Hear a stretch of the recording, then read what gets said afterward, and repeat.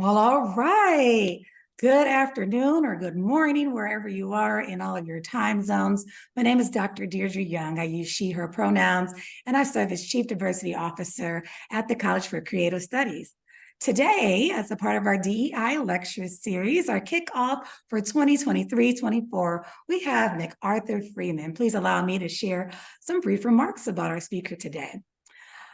McArthur Freeman II is a visual artist and designer whose works explore the hybridity of identity. His pieces range from the surreal paintings, drawings, and digitally fabricated objects to 3D animation. He often combines digital sculpting, scanning, and printing for his mixed media art. With his wife, Elizabeth Hordge-Freeman, he co-founded Imagine Blackness, a project that explores Black representation through AI technology and storytelling. Freeman's work has been featured in the Journal of Contemporary African Art and national solo group exhibitions. He holds a degree, a BFA in drawing and painting from the University of Florida, an MFA in painting from Cornell, and a Master's of Art in Design and Animation and New Media from North Carolina State University. Currently, Freeman is an associate professor of video, animation, and digital arts at the University of South Florida, exploring the use of digital tools to address the traditional processes while discovering hybrid ways of creating art. Please join me in welcoming Professor Freeman to CCS virtually. Thank you, Professor Freeman, for being with us today. All right, thank you, and good morning. I'm glad to be here. Welcome for all of you who have come, and I'm excited to talk to you all today. Yes, my name is McArthur Freeman, and I'm a visual artist and designer, and I pack a lot into this, so I'm gonna just start moving. But often when I talk about my work, I like to talk about technology and process. And while I will discuss some of that today, I'm going to focus on the exploration of Blackness in storytelling, or visual storytelling, or Black storytelling. So here we go. But first of all, what does it mean to explore Black visual storytelling? For me, it means to pursue and pull at the strings of several questions like, what is Blackness? How is Blackness represented? How does one learn to navigate being Black in a racialized system? And how do those modifications change who we are and who we become? How can visual storytelling create change and impact our lives? And what dynamic relationships exist for different audiences, and how can we leverage them? Blackness is both tears and joy. It is a substance that connects us, and it is many things. The title of my talk is Art, Technology, and Black Storytelling. But before I go into my work, I want to give you some context with a short mini bio and some stories of my own. Starting with me as a child, I grew up in Fort Lauderdale, Florida, and I was an only child. Both of my parents were from small towns in Georgia. I wanted to be a scientist or an artist when I grew up, and I spent a lot of my time drawing and reading comic books. I remember crying one day because I was trying to draw a Black character, but I didn't know how to make their hair. I needed examples, and there were almost no Black superheroes. I had been learning from white characters all along. And like many things, the seeds of all those creative interests have been with me since I was a child. Even from a very young age, I've always been interested in fantasy and storytelling, which has continued to be a central thread in my work. For instance, this is an image of me. Actually, it's an AI image representing, because I can't find the image anymore, but I'm going to see if I can find it. But it's an image of me reading comic books as a child. And for a long time, I wanted to grow up and create comic books. That meant long hours reading them, creating characters, stories, and world building. And I was using my imagination to create and tell stories. And over time, I realized the power of images and storytelling, which goes beyond the enjoyment of making them and beyond entertainment. I was frequently called a space cadet because my mom, or at least I was called a space cadet by my mom, because I was often somewhere off in my own world. But as I've gotten older, I've realized that a lot of us live in our own worlds anyway, and in some cases, we create them. So growing up, I knew that as Black people, we were minorities, but I thought that the use of the word minorities might have meant something different. I associated it with power and status more than numbers. And I thought we Black people, as Black people, were the majority in terms of numbers. Everywhere I looked and everywhere I went, there were Black people. Of course, this was true in my neighborhood, but it was also true in the malls and stores. And for me, We clearly outnumbered other white people, but white people were the movie stars. They ran the radio stations, they owned the stores, they held political offices. If nothing else, I could see that clearly on TV.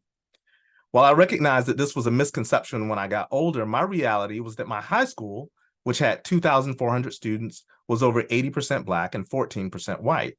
And I recently saw a 2020 demographic breakdown of my same high school. And in that year, they only had 12 white students in the whole school.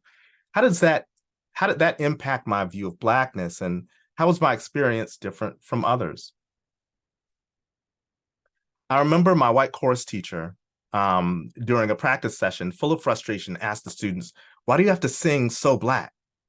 Well, a group of young Black students who loved to sing, she in one fell swoop devalued what we felt we brought to the table. She devalued our identity.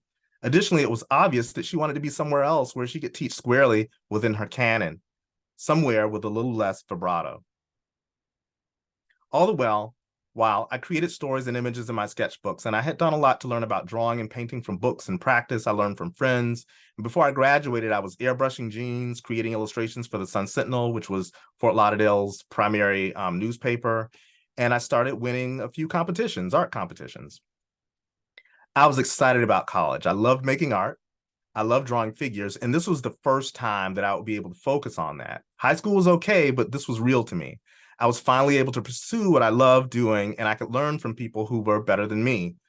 Out of the more than 100 or so students in my cohort, there were maybe 3 Black students that I remember from my time there. And it's possible that we were the only ones. Even those seemed to disappear from the program over time. In contrast to my high school, this was a total reversal or flip. I was a spot in a sea of non-Black faces, along with an all-white faculty. Part of what allowed me to work through that space was my tendency to be in my own world as a space cadet, and my singing that linked me back to the Black community in the university, at the larger university. So I tried to soak up all I could from faculty, especially the ones in drawing and painting that were particularly proficient with the figure. In this shot, you can see over on the side, that's a group that I worked with to collaborate to create this this larger sort of sculptural setup. My favorite drawing professor, after seeing my work one day, asked, "When are you going to start making work about being Black?" I paused. I was creating portraits of Black people. I was creating narrative paintings in oil that used myself as a model. My works explored Black skin and challenges that I felt I was facing every day. Why would he ask that question? What did he mean? I was making work about myself. And as he went on, I understood what he meant. He wanted to see my pain, my Black pain, the pain of being Black in America, the pain of being a Black male in America. He wanted to see me criticize whiteness, lash out, articulate my Black anger. This type of representation can sometimes be fetishized while watched from a safe distance. The reductive narratives of Black lives to emphasize pain and suffering leads to a type of voyeurism for the white gaze. It can then be sold and commodified. I didn't have the language to say that at the time, but I did call him on it. I asked him directly, "What do you mean?" And I pressed him to clarify. He eventually apologized and saw that he made a lot of assumptions and simplified what it meant to be a Black artist, but also what it meant to be Black and human. From a course instructor who believed we exuded too much Blackness in our voices, to an art professor who urged me to a heightened portrayal of Black anguish, I was caught between 2 contrasting yet equally troubling perceptions of Blackness. These interactions reflected a society that both fetishizes a single vision of Blackness and attempts to stomp out authentic expression. The remainder of my time, I resisted making work that pushed further in that direction. I went to Cornell University for graduate school. It was in graduate school that my work shifted. My undergraduate studies were enriched with skills in drawing, painting, and graphic design, but were absent of discussions around Black artists.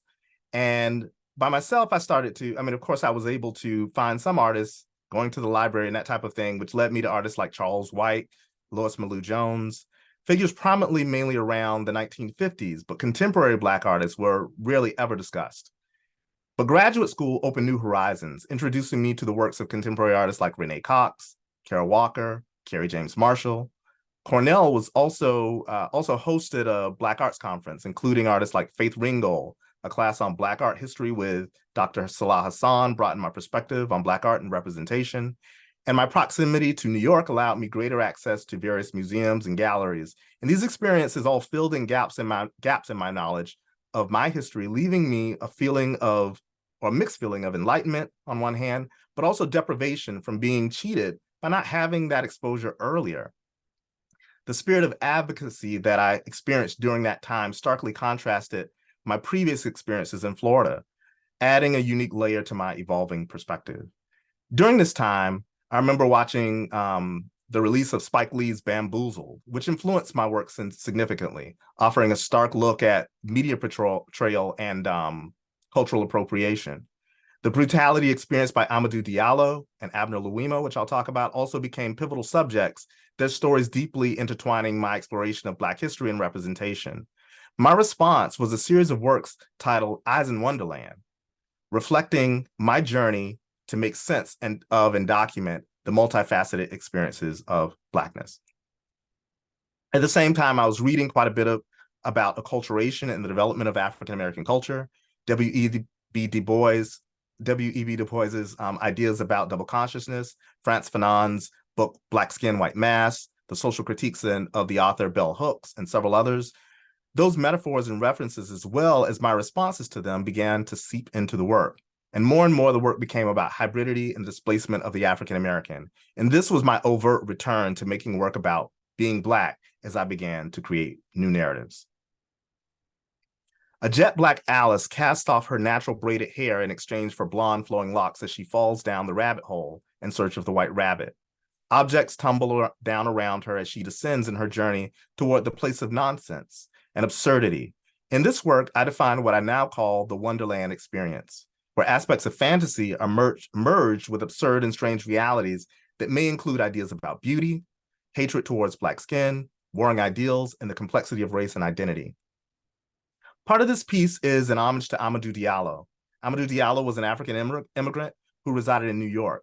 While walking home one night, he was approached by 4 police officers. He was unarmed and about to enter his home. The 4 policemen shot Diallo 41 times. Police said that they thought that they heard gunshots, but it was their own firing that they heard. They said that they tried to take out his legs just in case he was wearing a bulletproof vest.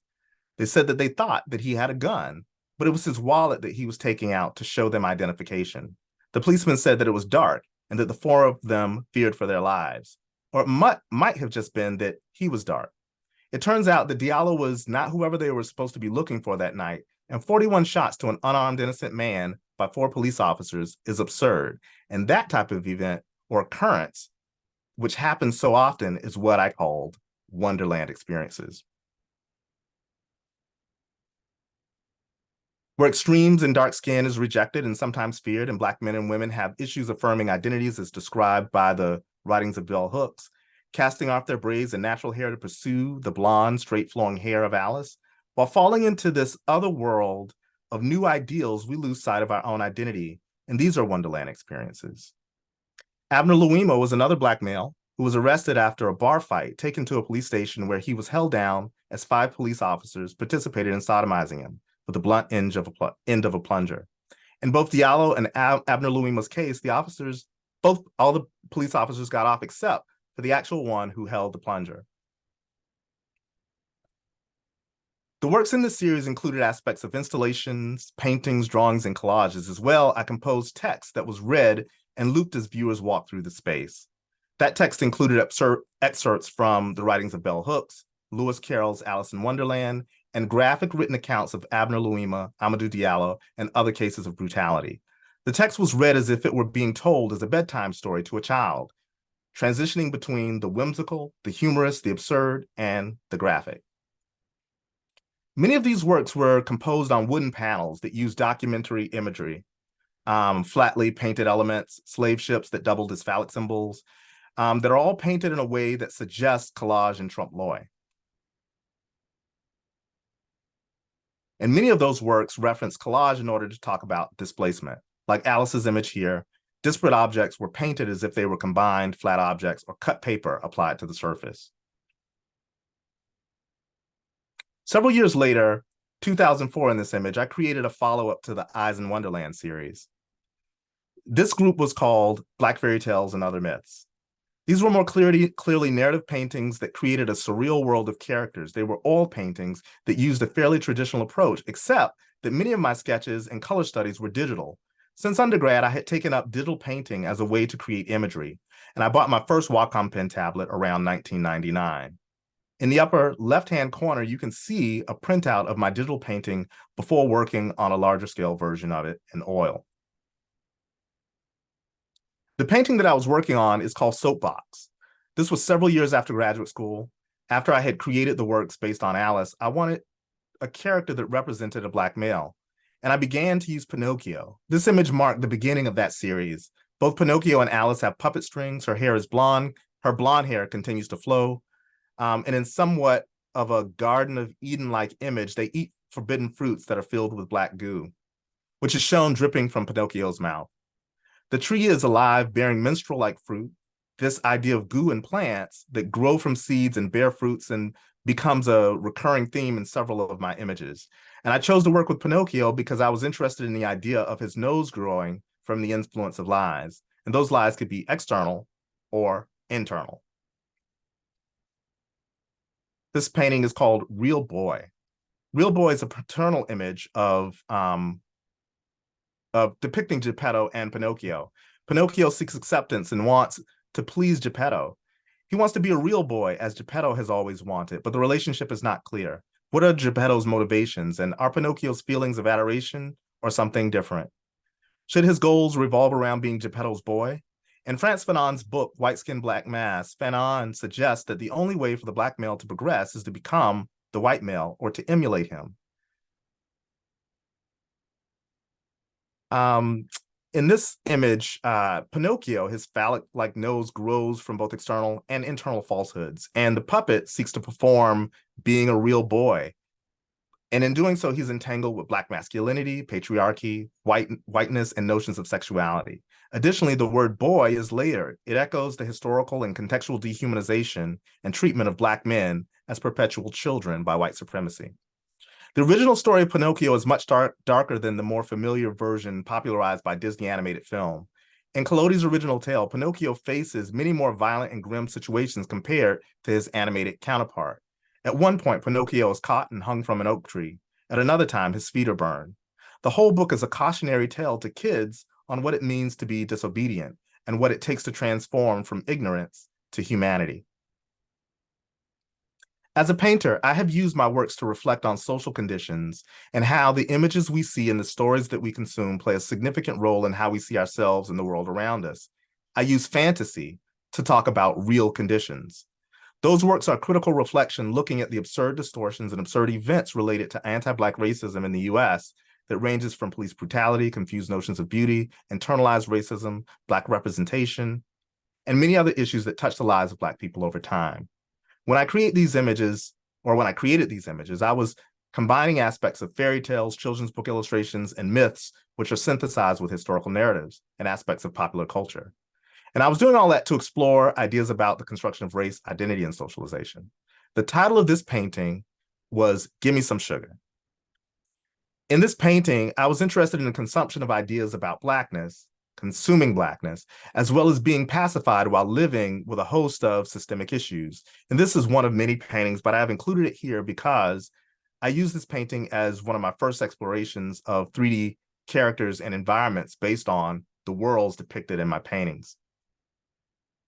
It's obvious that myths, constructed images, and fantasies have real impacts beyond the imagination. They help create how we see and understand the world. Arguably, there's nothing more real than what we believe and how we see. And those stories and images can be empowering and or destructive. Whether we recognize it or not, the images and objects around us are a part of our construction of identity. Little Black girls that project their notions of beauty onto white dolls, those same dolls prepare them for motherhood. The absence of images that look like yourself can have just as much of an impact. And I remember gathering around to watch the Dukes of Hazzard with the Good Old Boys and Daisy Duke. And a friend of mine loved the General Lee, which is in the left of this painting. His family members would buy versions of the car for him, but he would have to scratch off the decal of the rebel flag off the roof before he could bring it in the house. He never knew why. Mystery surrounded that image, and for some time, he could only develop his own myths about what it represented. What happens when these images are not unpacked and allowed to exist as myths under the surface? The fruits of the past still populate the ground. This painting, Under the Rug, retraces some of those right below the surface histories. A Black Pinocchio, topped by a version of Tom from Tom and Jerry, are almost swallowed up in a magical rug. I recall frequently seeing blackface images of Tom as when seeing the original Tom and Jerry cartoon, which then I probably saw as a gag and might have even laughed. But Pinocchio and Tom are being swept under the rug by the character Mammy Two Shoes, which was a female character who took care of the house. The stereotyped servant-like figure was never shown above the waist as she sweeps them under the rug along with Black collectibles and objects. A mass of black goo oozes from under the rug and will soon overtake them.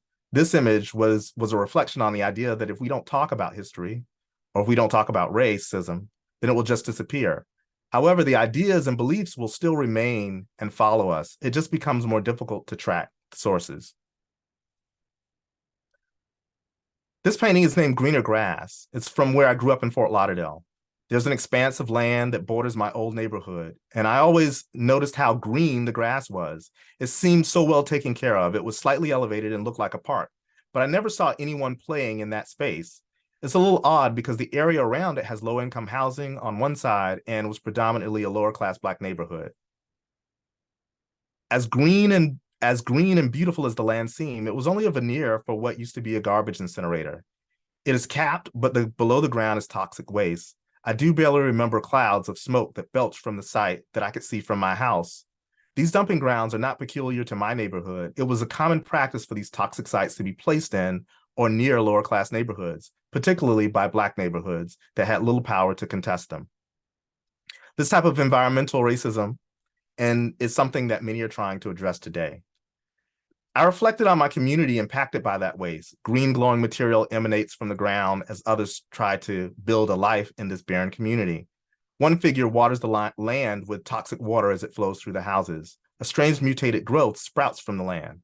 Monopoly-like houses try to take root and are blown away. I think about my mom and dad moving from Georgia, where they had at one point picked cotton to till, but are now trying to till new ground here.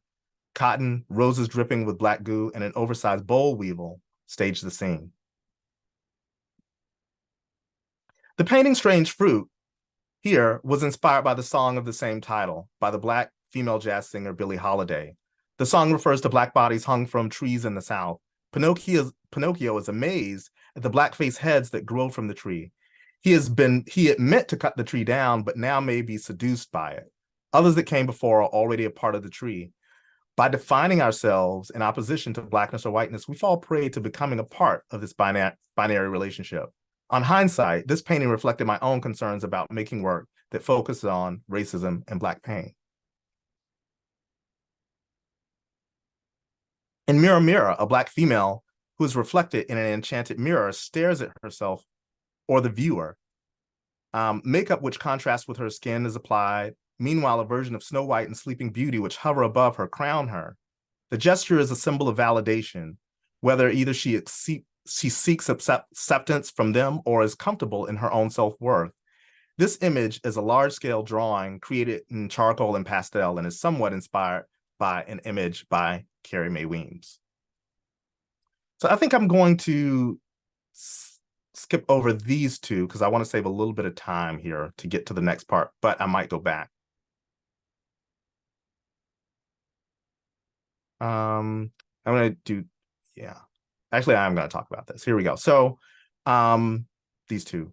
This painting is called Oh My, and this was originally untitled. I later called it Oh My after a few years back, because a few years before this, there was an exhibition of lynching postcards and photographs. The title of the exhibition was Without Sanctuary. They also have a pretty extensive website and a book that was published documenting the works. And this painting and a few others that I had made were inspired by what I had seen and read.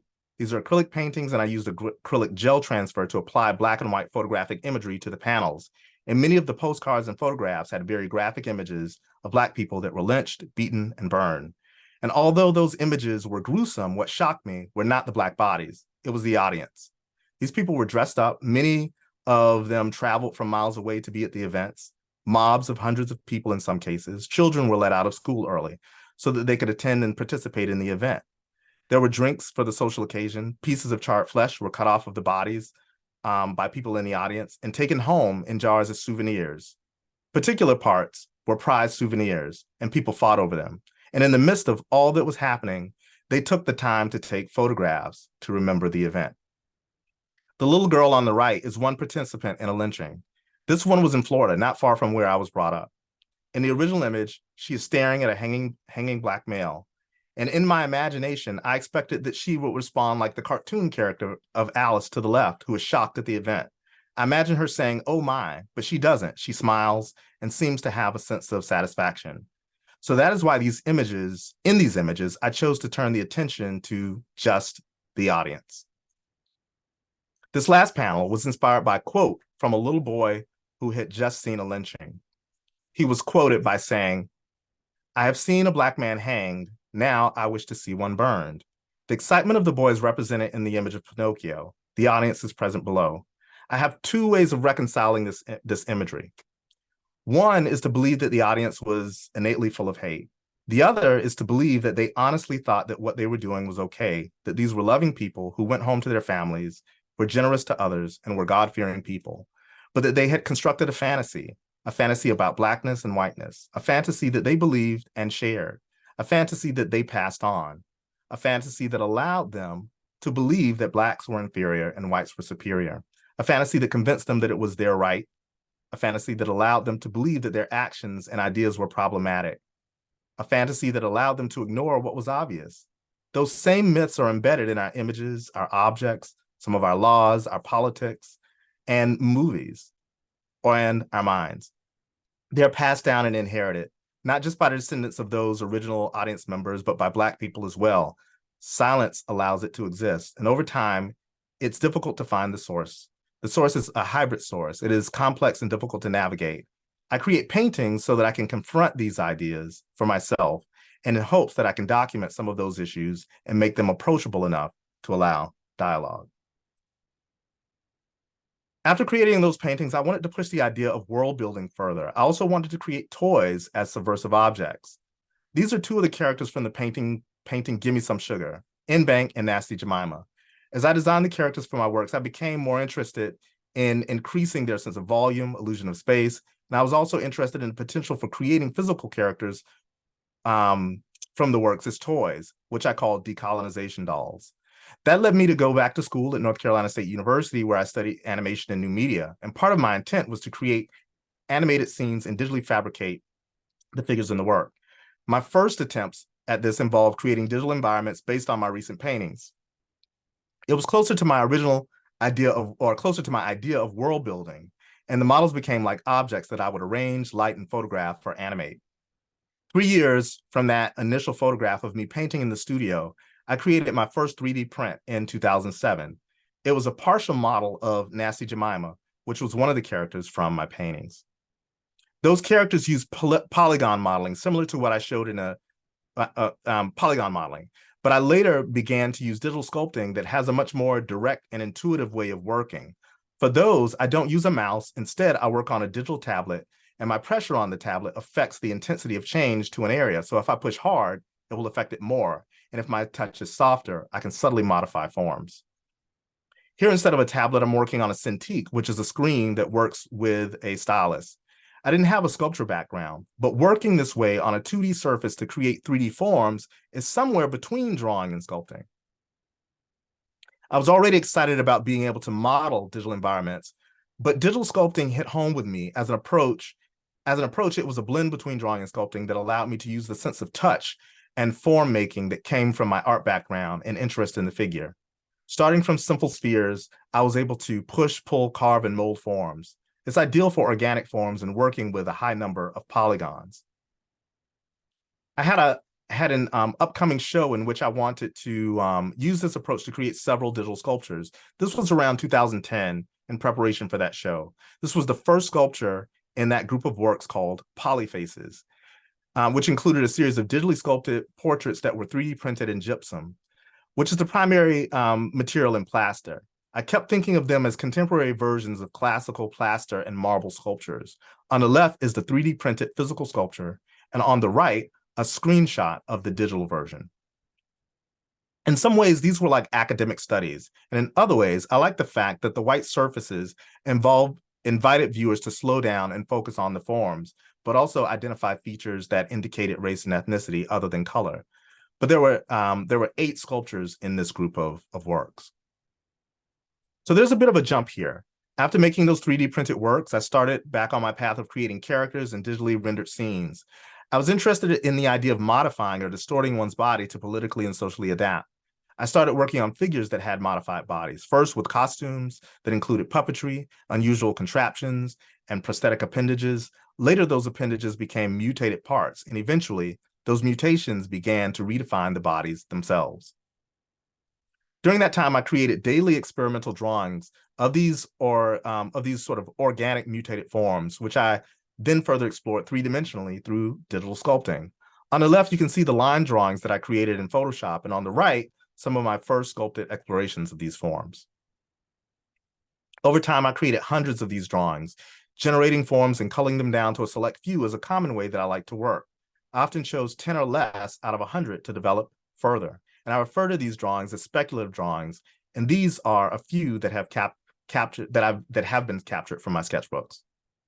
I just kind of flip through a few of these others. These are digital versions of the same process where I'm selecting them.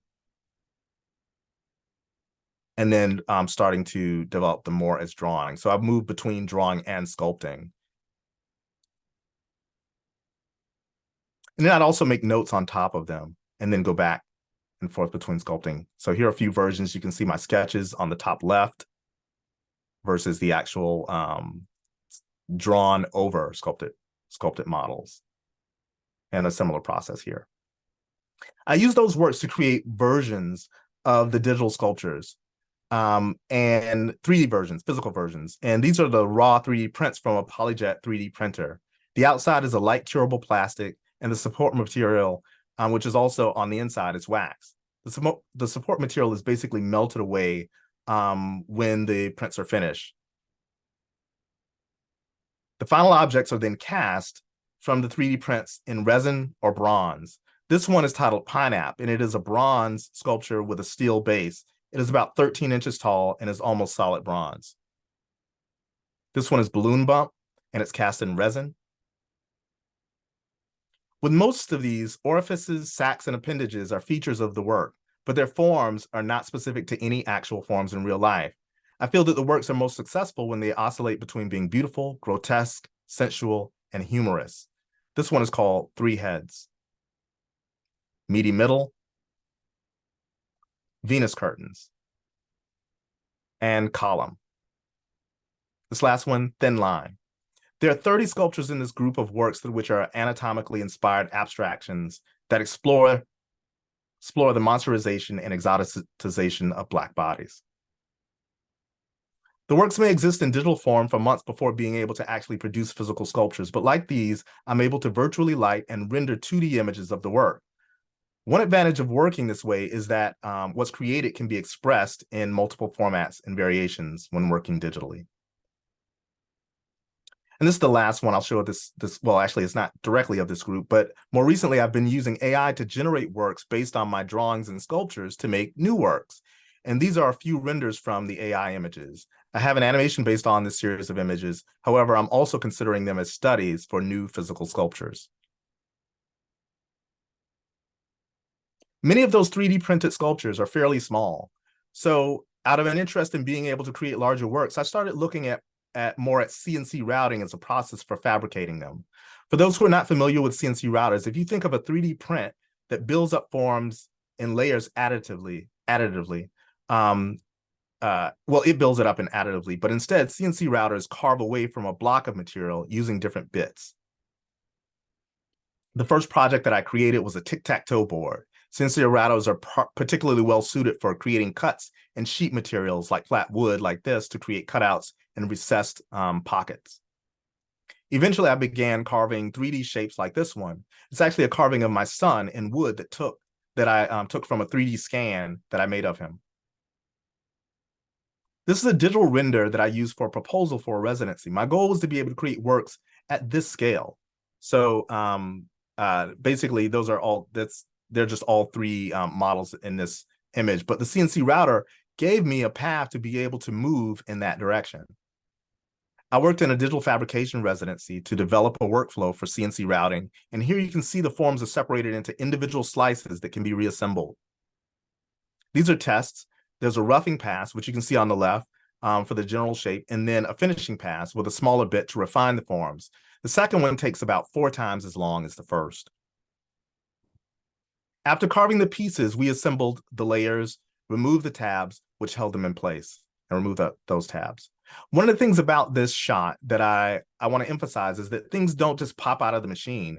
There's a level of engineering on the front end and a significant amount of assembly, cleanup, and finishing on the other end. So I was able to work digitally and carve these volumes in a way that allowed me to reach the scale that I wanted in those previous renderings. So this was very much a proof of concept for me, which I continued to work with. Now, this is a bit of a jump as well. This image looks like something out of a sci-fi movie, but it's just me working in VR. I started using VR in 2017, not long after the Oculus Rift VR headset became available. For the first time I saw that you can draw and sculpt in VR and digital space, I was sold. It allowed another way for me to create digital sculptures. I made this video so I could more easily convey what it's like to work in VR. From the outside, it looks like I am shadowboxing while wearing the headset. Here I'm using Oculus Medium, which is a sculpting app on the Oculus Rift, and it's totally immersive. It allows you to walk around and modify the model as if you were in the same room. I can carve, push, pull, paint, and add forms. There's a virtual version of me in the app that allows me to record my hands and head as well. So these are a few of the tools. I mean, they're just a few tools, but it's very intuitive, and it does take a little bit of getting used to the fact that there's no resistance, because it's almost like you're sculpting in air, which makes it seem like you're carving on shaving cream.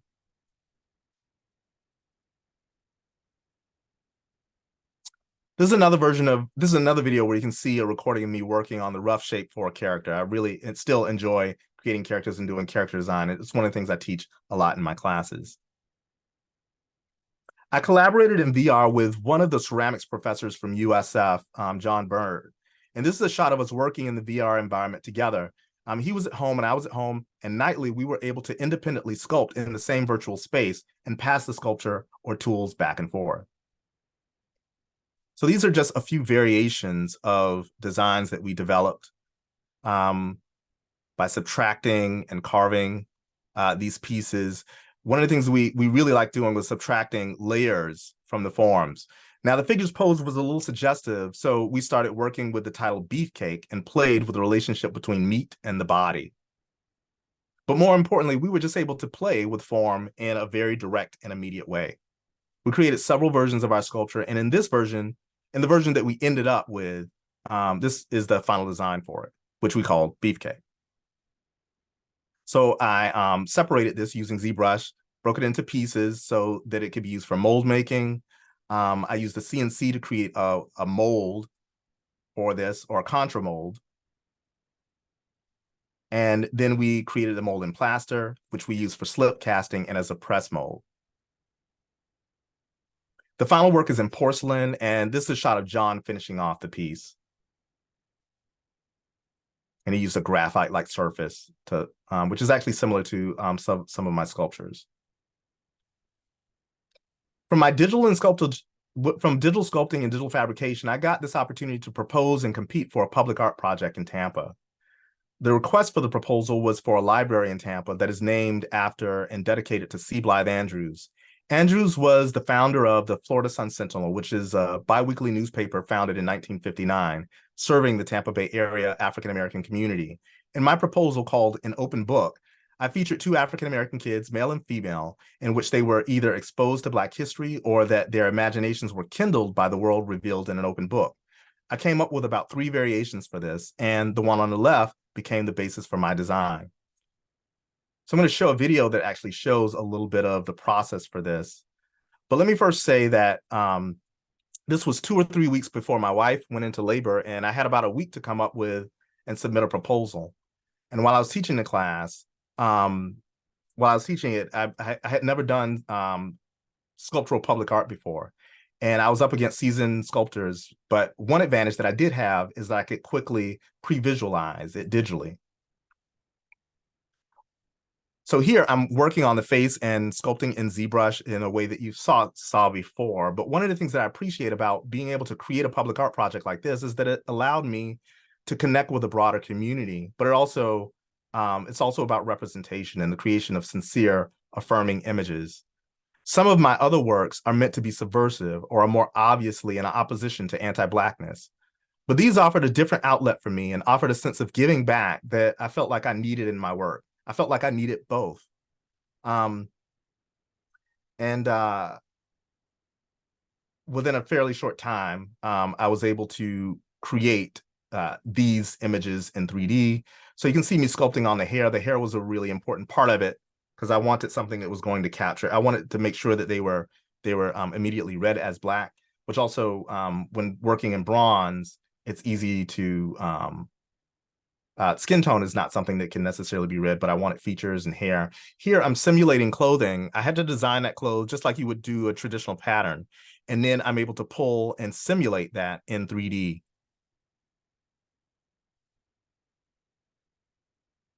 Here, I'm working on the draping of it. And then that was done for all of the clothes for the design. So now you can see me actually separating these pieces of the model into flat things that can actually be carved on the CNC router. I'm sort of positioning them because the CNC router only cuts facing down. Here, I'm simulating what that looks like in the computer to carve out each layer while I'm creating cut files. And this is the actual CNC router where it's carving the piece out of foam. So you can see that rough pass that I was talking about before, and then you see another smoothing pass.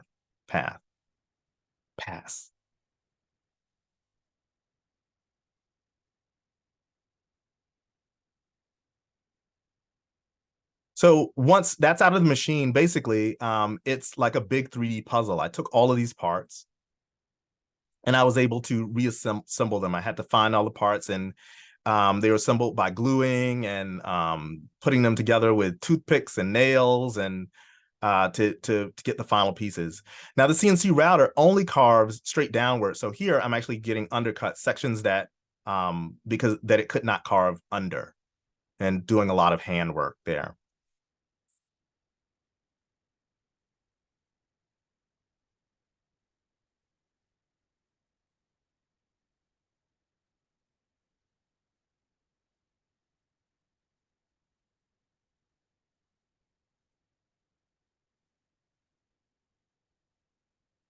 So the final pieces were life size, so I could actually put them into the back of the car, drive them down to the foundry where I was working, and cast it in wax at first, and then finally cast them in bronze. The final pieces, this is installation day. The final piece was about 400 pounds.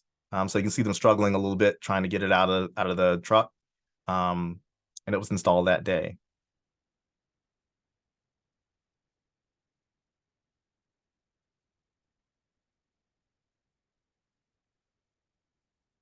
So one of the things, like I mentioned, I said with public art is it allows me sort of another outlet for creating work.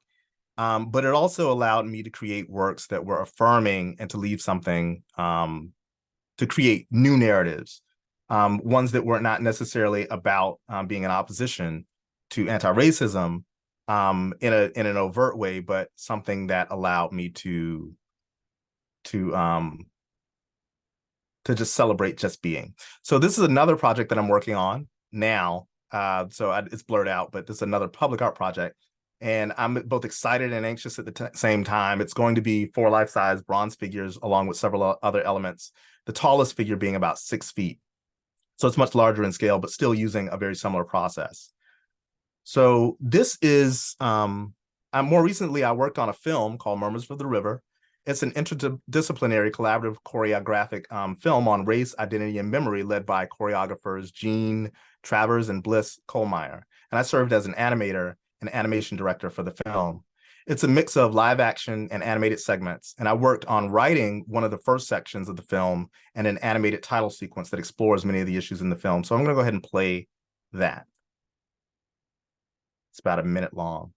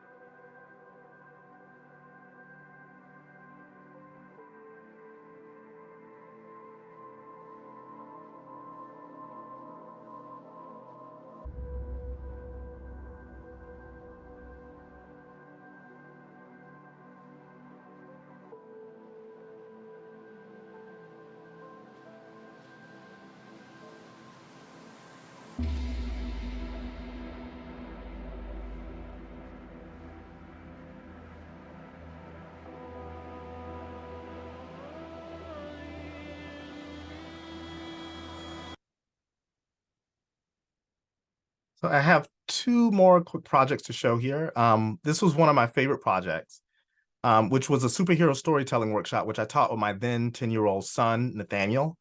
Over a 2-week period, we taught a group of middle schoolers how to combine technology that involved coding, illustration, and editing with superhero stories about themselves. It took place at Booker Middle School in Sarasota, and that class was part of a partnership with USF's Sarasota Manatee Campus Paint Center.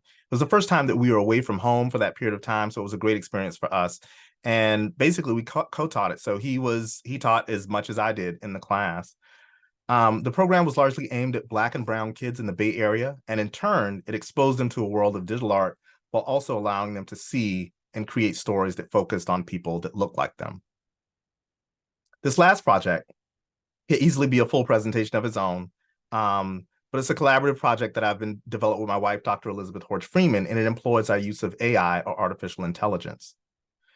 What started as a gallery of images on Instagram has turned into a book, video, gallery exhibition, and several public talks. We created Imagine Blackness as a way of exploring Black images and stories through collective dreaming using AI. Our goal was to address persistent gaps by engaging ideas about Afrofuturism, Black representation, technology, and artificial intelligence. In August of 2021, we started exploring AI for generating images. We reimagined images and stories like Sleeping Beauty. We created images that explored Black masculinity. Many of the work started as an escape. I began making these works with my wife, who is a sociologist, and she constantly deals with heart-wrenching stories of oppression, and my work deals with anti-racism and still recovering from COVID and the wake of George Floyd and other instances of violence against Black people. We needed a way to escape.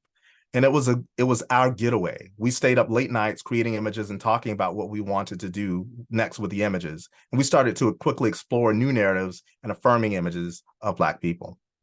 Our ultimate goal was not to produce the perfect image, but to create and plant seeds to offer a range of possibilities for world building where there's an ongoing lack of representation.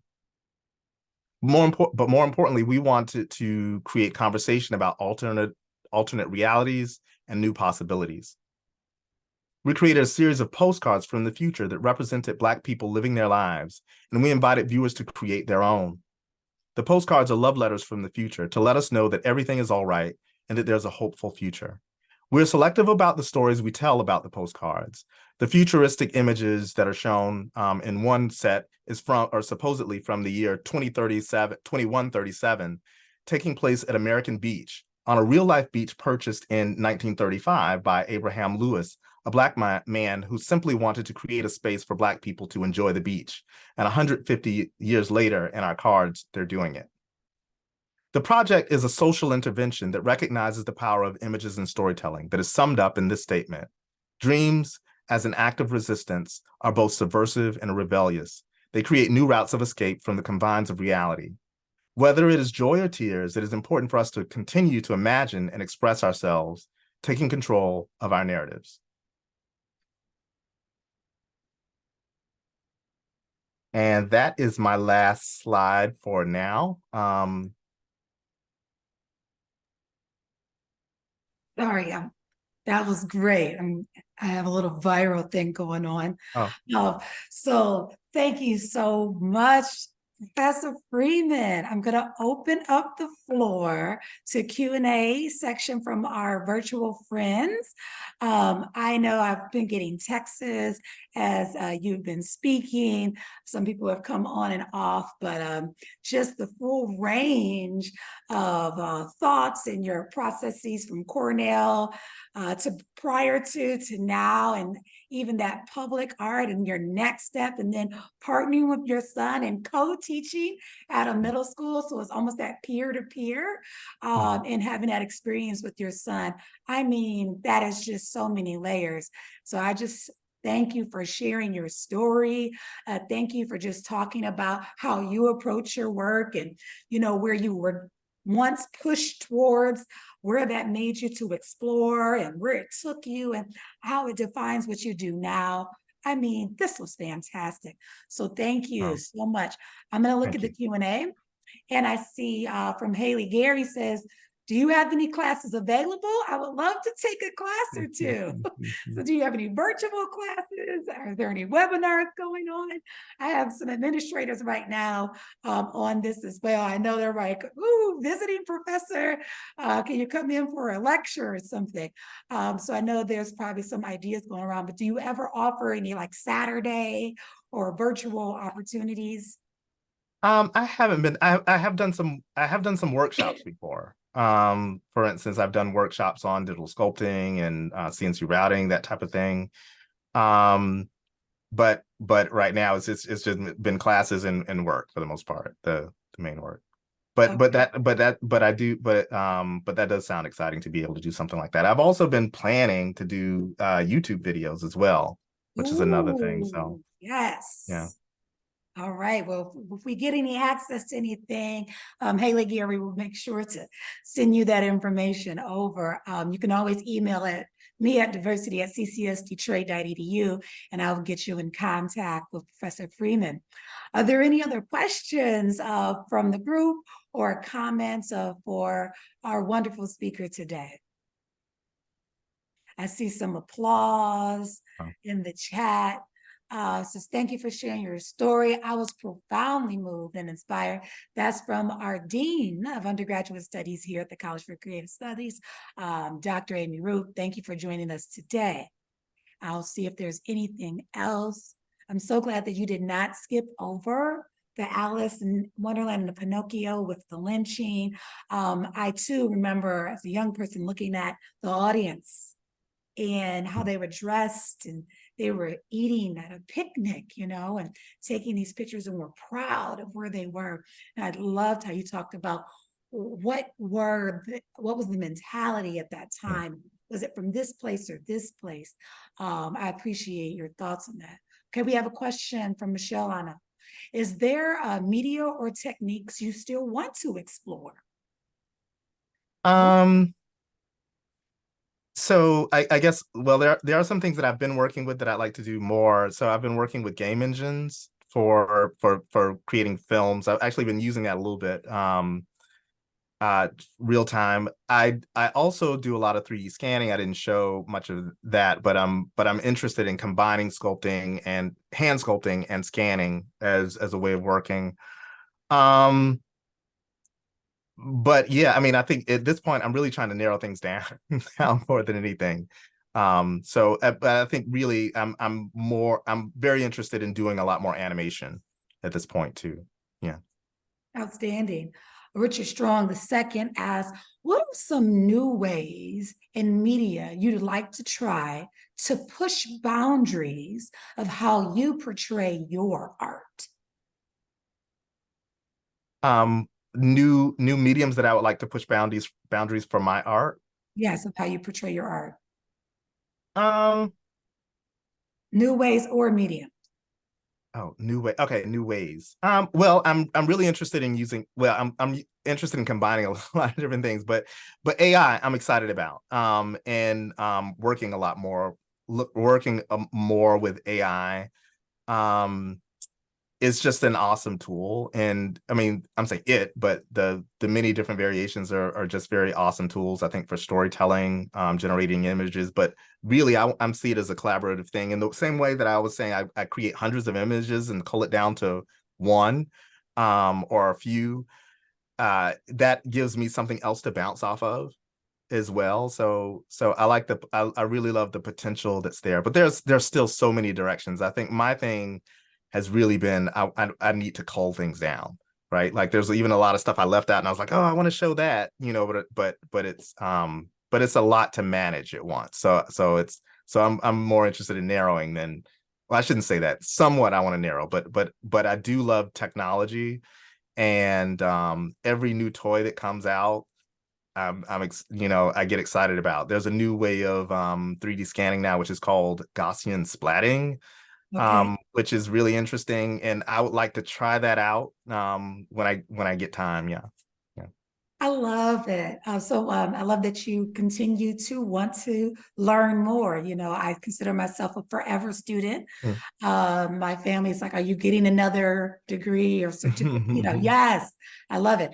So someone said, excellent presentation. I have another question. You touched on it earlier when your professor asked you to speak from a certain tone. Here's the question. How have you managed to overcome any pushback you may have faced from your anti-racism themes in your work? How have you managed to overcome any pushback? So first, Huh. have you received pushback and how did you manage it? And that will be our last question for today. Well, actually, if I have, I can't. I don't remember getting any getting pushback from a significant place. I mean, that I can think of in terms of creating the work. Well, okay, I won't. Maybe I shouldn't say that. I think especially with the current political climate down here, um, I think it has been it's been a very touchy thing, and I think I had work, even the project that I was showing, the Murmurs from the River, because the thing is, a year before that, this the same work that I was doing, it was celebrated in one way, and then the political climate changed, and there was a fear of showing that work on campus, from from faculty and up, and it has not been shown, so that is, I think that was obvious pushback. We were kind of like told not to show it Wow. then. So I mean, that was a very obvious thing. But the thing is, my work is my work. At this point, I was hired to do it. I make it. It's, so I don't really have to be too apologetic for it in that sense. Sometimes I edit, which is maybe a thing. So even like you mentioned, like skipping over those images, I considered it for a minute because I can't get a tone for who's there. And then, but then I just have to say, well, just go, just kind of go with the plan, I guess, in some sense, because I think that's it's important.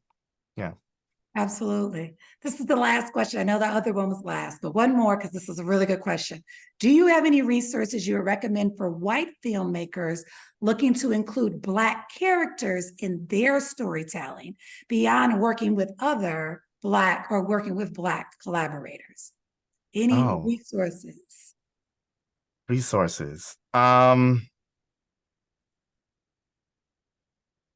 gosh. Well, I mean, I don't know if there's one resource. I think it is helpful to. I think maybe the more important thing is actually to kind of look at a range of voices in terms of what other Black artists, creators are saying. So for instance, gosh, I'm trying to think of his name right now. Like for instance, I think I'm thinking about Ta-Nehisi Coates' Between the World and Me, Oh, right? Like I yeah. think like looking at stories like that, there was a book called Heavy, and it's not that it's one thing. I think it's actually sort of being immersed in that first, because I think what it does is it helps sensitize you to some of the issues that are there. There was a documentary on, I can't remember the name. I wish I knew it. It was a documentary on maybe it was, I don't know if it was Horror Noir, I think was the name of it, which I thought was also good. It was on only I was a part of this Reimagining Blackness series. And one of the things we talked about was Black horror, and it was great because it really talked about representation of Black bodies through time, but also like how it played out in horror, and who I think that covered a lot of things in terms of how Black people are represented in horror. I'm talking Mhm. about as creatures all the way to as the victims in it, who's behind the camera, who's included, like all of those things. I thought that is a good starting point, I guess, for some of the things I'm thinking, and I believe it's called horror noir. All right. So I would say that's a good resource. Yeah. All right. Well, thank you, Professor Freeman, for coming to our virtual space today. Thank you for sharing your passion, your past, and your future projects. And we just look forward to learning more about your public art and all the next mediums that you'll be using. This is just encouraging to hear. And we just thank you for your time today. If you have any other questions and you would like to get in contact with Professor Freeman, please email me at diversity@ccsdetroit.edu. I'll make sure to get in contact with you if there's any other questions. And again, everyone joining us virtually, thank you for your time. And please stay posted to our next DEI lecture series. We try to do them monthly, so information will be coming out soon. And have a great day. Bye, Great. everyone. Right.